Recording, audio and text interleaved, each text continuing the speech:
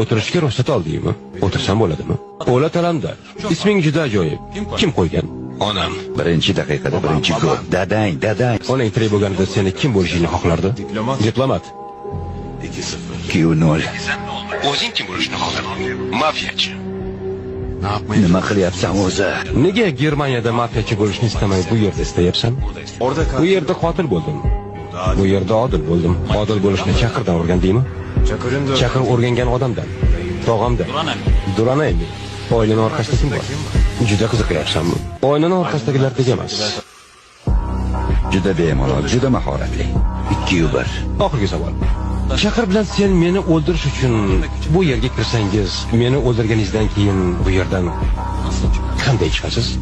Chaqir prokurorni o'ldirmaydi. Chunki Turkiya odatlarida prokurorni o'ldirish yo'q.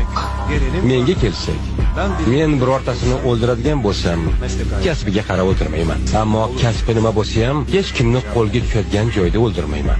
Meni ismimni esdan chiqaradigan vaqtni sabr bilan kutaman. Himoyasiz paytingizni, ya'ni eng xursand kuningizni tanlayman. Sizni o'ldiraman. Qoldirgan imzoyimni faqat do'stlarimgina tushunishadi. Bu payt uylangan vaqt bo'lmasa, tag'in xotinimga buni tushuntira olmayman.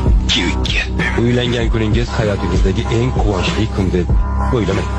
3-2 yutdik. O'yin tugadi.